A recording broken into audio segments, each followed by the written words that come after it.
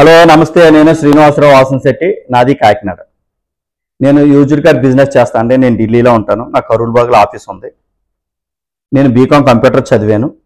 అదేవిధంగా my father is a mechanic. Then నేను హైదరాబాద్ మారుతిలో 15 సంవత్సరాలు వర్క్ చేయడం జరిగిందండి. నేను 10th ఇంటర్మీడియట్ డిగ్రీ హాలిడేస్లో మా ఫాదర్ వర్క్షాప్లో నేను వర్క్ చేయడం జరిగింది. నాకు రియల్ టైమ్ ఎక్స్పీరియన్స్తో పాటుగా ఎడ్యుకేషన్ బ్యాక్గ్రౌండ్ ఉంది. నేను కస్టమర్కి బెస్ట్ వెహికల్స్ ఇవ్వగలనే కాన్ఫిడెన్స్ నాకుంది. నాకున్న ఎక్స్పీరియన్స్ ప్రకారం ఏ ఇంజిన్ అయినా చూసినప్పుడు అది ఇళయరాజా మ్యూజిక్ దేవిశ్రీ ప్రసాద్ మ్యూజిక్ అనేది నేను ఫైండ్ అవుట్ చేయగలుగుతాను. అది మా ఫాదర్ దగ్గర నుంచి నేర్చుకున్న ఎక్స్పీరియన్స్ తోటి అది. అదేవిధంగా యాక్సిడెంట్ వెహికల్స్ కానీ రస్టింగ్ వెహికల్స్ కానీ ఈ వెహికల్స్ అయినా సరే నేను ఫైండ్ అవుట్ చేయగలుగుతాను. కస్టమర్కి బెస్ట్ వెహికల్ ఇవ్వగలుగుతానని కాన్ఫిడెన్స్ నాకు ఉందండి. నా నెంబర్ వచ్చేసరికి 9346242721 అండి. అదేవిధంగా నా యూట్యూబ్ ఛానల్ వచ్చేసరికి తిరుమల తిరుపతి మోటార్స్ కాకినాడ. నా యూట్యూబ్ ఛానల్లో క్వాలిటీ వెహికల్స్ మాత్రమే నేను యూట్యూబ్ చేయడం జరుగుతుంది. రస్టింగ్ వెహికల్స్ కానీ యాక్సిడెంట్ వెహికల్స్ కానీ నేను ఎట్టి పరిస్థితుల్లోని యూట్యూబ్ ఛానల్లో పెట్టనండి. అదేవిధంగా నేను ప్రతి మండే కూడా ఒక ఎపిసోడ్ చేస్తానండి, డాక్టర్ కార్ ఎపిసోడ్ అని. ఈ డాక్టర్ కార్ ఎపిసోడ్లో నేను వెహికల్కి సంబంధించిన డీటెయిల్స్ విషయాల గురించి నేను చెప్పడం జరుగుతుంది డాక్టర్ కార్ ఎపిసోడ్లో. ఈ వారం వచ్చేసరికి నేను చెప్పే ఎపిసోడ్ నేను జిఎస్టీ గురించి. ఈ మధ్య ఎక్కువ మనకి జిఎస్టీ తగ్గింది, వెహికల్స్ మీద బాగా డిస్కౌంట్లు వస్తున్నాయి, జిఎస్టీ తగ్గిందని చాలామంది ఇప్పుడు ఈ మంత్ ఉన్నది, ఈ దసరాని స్టార్ట్ అవుతుందని ఈ జిఎస్టీ గురించి నేను ఎక్స్ప్లెయిన్ చేయడానికి వచ్చానండి. జిఎస్టీ కొంచెం కన్ఫ్యూజ్ ఉంది. జనాలందరూ ఈ సెప్టెంబర్ మంత్ వెహికల్స్ ఏం కొనుక్కోకుండా అయిపోవడం జరిగింది. ఈ జిఎస్టీ వచ్చిన తర్వాత దీని ఎఫెక్ట్ గురించి తెలుసుకుని అప్పుడు ఏదైనా ఇన్సిడెంట్ జరిగినప్పుడు మన జనాలందరూ ఒక నిమిషం ఆగిపోతారు దాని గురించి. అలాగే ఢిల్లీలో వెహికల్స్ కొన్ని ఫ్రాడ్ వెహికల్స్, కొంచెం మీటర్ ట్యాంపరింగ్ ఉంటుంది, అది ఉంది ఇది ఉందని చాలామంది ఉంటున్నారండి. ఢిల్లీలోనే కాదండి మీటర్ ట్యాంపరింగ్, అలాగే ఫ్రాడ్ వెహికల్స్ ఢిల్లీలోనే కాదు, ఎనీవేర్ ఇండియా. ముంబై చూసుకోవచ్చు, నేను అన్ని మార్కెట్లో చూశాను. ముంబై కానీ ఢిల్లీ కానీ ఒరిస్సా కానీ తెలంగాణ ఆంధ్ర అన్ని చోట్ల మంచి చెడు అని ఉంటుందండి. మనిషి బాడీలోనే చెడు రక్త కణాలు మంచి రక్త కణాలని రెండు ఉంటాయి. ఎప్పుడైనా ఆ చెడు రక్త కణాలు ఎక్కువైపోయి మంచి రక్త కణాలు అంటే ఎర్ర రక్త కణాలు తగ్గిపోయినప్పుడు మనిషి ఏ పరిస్థితికి వెళ్తాడో సెలైన్లు ఎక్కించుకోవడం అనేది జరుగుతుంది. అదేవిధంగా మనిషి బాడీలోనే చెడు మంచి ఉన్నది. అదేవిధంగా ప్రతి చోట చెడు మంచి ఉంటుందండి. అది ఢిల్లీలోనే ఉంటుంది, లేకపోతే ఇంకో చోట ఉండదని కాదు, ప్రతి చోట ఉంటుంది. కానీ ఆ మంచి చెడు అనేది అంటే ఆ మంచి చెడు అనేది మనం ఫైండ్ అవుట్ చేయాలి. మంచి చెడు అనేది ఫైండ్ అవుట్ చేయాలంటే ఆ మంచి చెడు అనే దాని గురించి మనకు అవగాహన ఉండాలి. అవగాహన ఉన్నప్పుడే అదే నేను వెహికల్ గురించి చెప్తున్నాను. ఢిల్లీలోనే కాదు, అన్ని చోట్ల రాయిలు ఉంటాయి, రత్నాలు ఉంటాయి, బంగారాలు ఉంటాయి. వాటి గురించి తెలిస్తేనే మనం అది రాయ రత్నం బంగారం అనేది మనం ఫైండ్ అవుట్ చేయగలుగుతామండి. వాటి గురించి తెలుసుకుని మనం ఆ బంగారాన్ని రత్నాన్ని మనం క్యాచ్ చేయగలగాలంటే దాని గురించి మనకు ఐడియా ఉండాలి, అంటే అవగాహన ఉండాలి. దాని మీద మిడిమిడి జ్ఞానంతో తెలియని దాంతో వాటిని మనం ఇక్కడ సెలెక్ట్ చేసిన తర్వాత వెహికల్ని అక్కడికి వెళ్ళిన తర్వాత అది మెకానిక్ షెడ్కి వెళ్ళిన తర్వాత ఒక 20,000 30,000 దాని మీద పెట్టామండి, మేము మోసపోయామండి అని చెప్తూ ఉంటారు.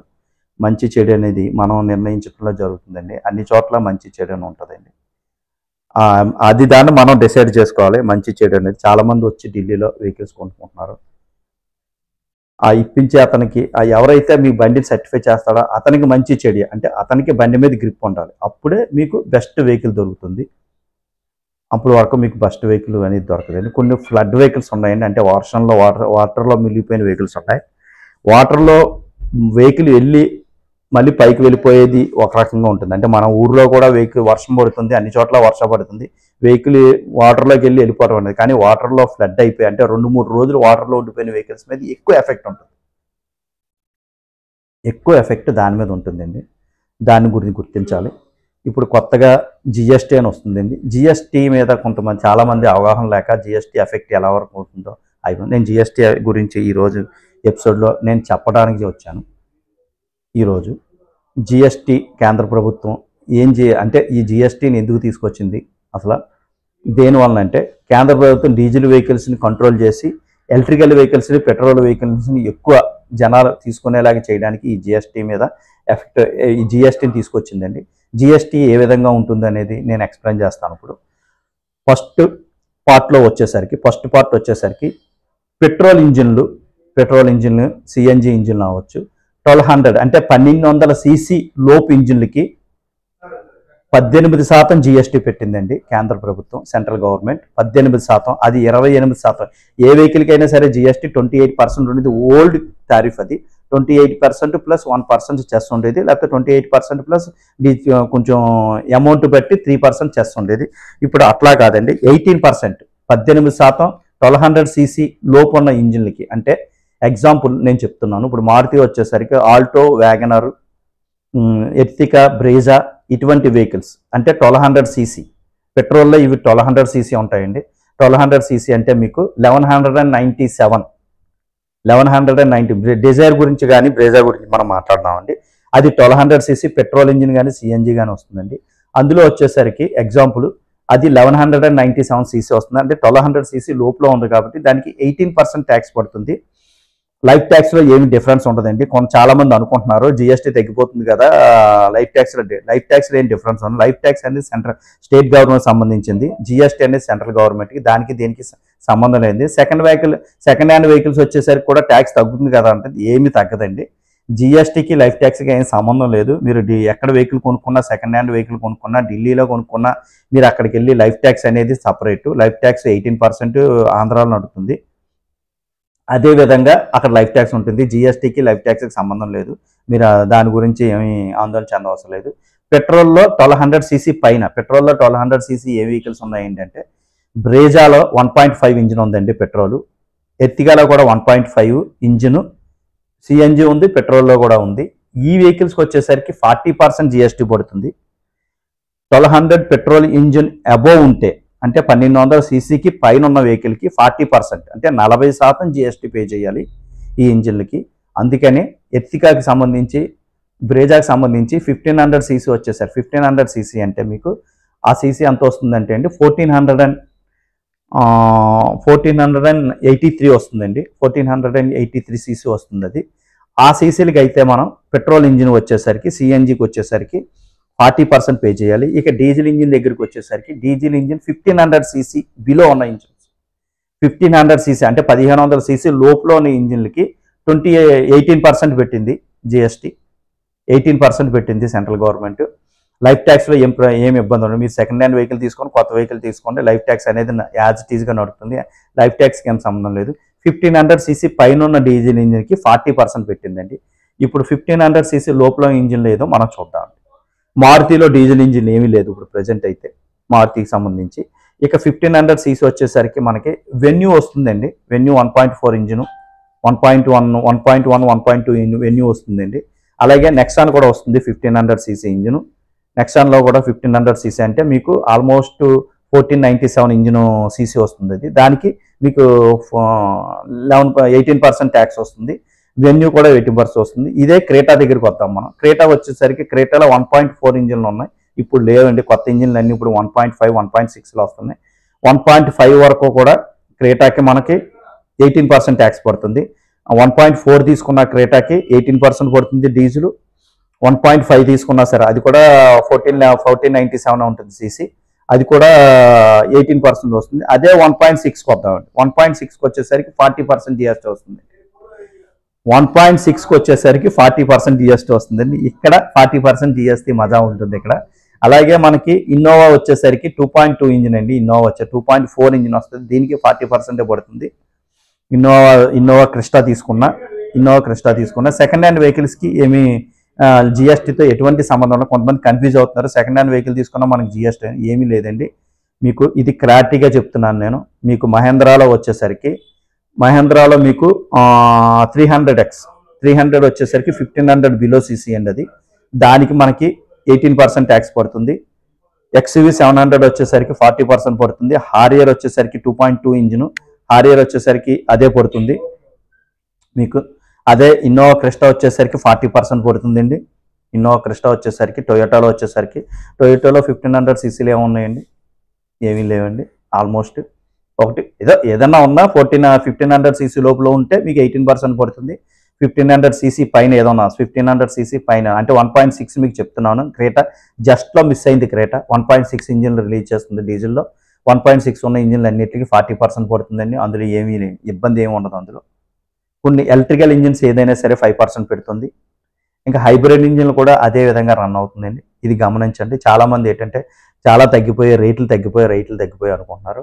ఫ్లడ్ ఇంజిన్స్ చూసుకోండి, వాటర్లో తడిసిన ఇంజిన్ చూసుకోండి. ఈ మధ్య కొన్ని కొత్త వెహికల్స్ కూడా వాటర్లో తడటం జరిగింది.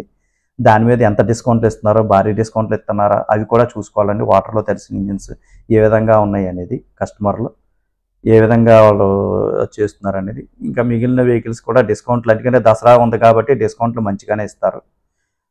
అలాగే పాత వెహికల్స్లో కూడా చాలా వరకు వాటర్లో తడిసిన వెహికల్స్ ఉన్నాయి. అవి కూడా చాలా జాగ్రత్తగా చూసుకోవాలండి. వాటర్లో వెళ్ళి వచ్చేస్తే ఏమి ఇబ్బంది, ఒకరోజు వాటర్లో వచ్చేసి వెళ్ళిపోయిందే ఏమి ఇబ్బంది ఉండదండి. కానీ ఫ్లడ్లో మునిగిన వెహికల్ 2-3 రోజులు వాటర్లో ఉందంటే వాటికి సెన్సార్లు చాలా ఇబ్బంది అవుతాయి. వాటిని ఈజీగా ఫైండ్ అవుట్ చేయవచ్చు, పెద్ద ఫైండ్ అవుట్ చేయడానికి ఉండదు. ఈజీగా ఫైండ్ అవుట్ చూసుకొని కొనుక్కోవచ్చు. జిఎస్టీ అయితే ఈ విధంగా ఉందండి. 1200 పెట్రోల్ ఇంజిన్, 1200 లోపులో ఉన్న సీసీ ఉన్న ఇంజిన్లు, పెట్రోల్ ఇంజిన్కి 18% జిఎస్టీ వస్తుంది.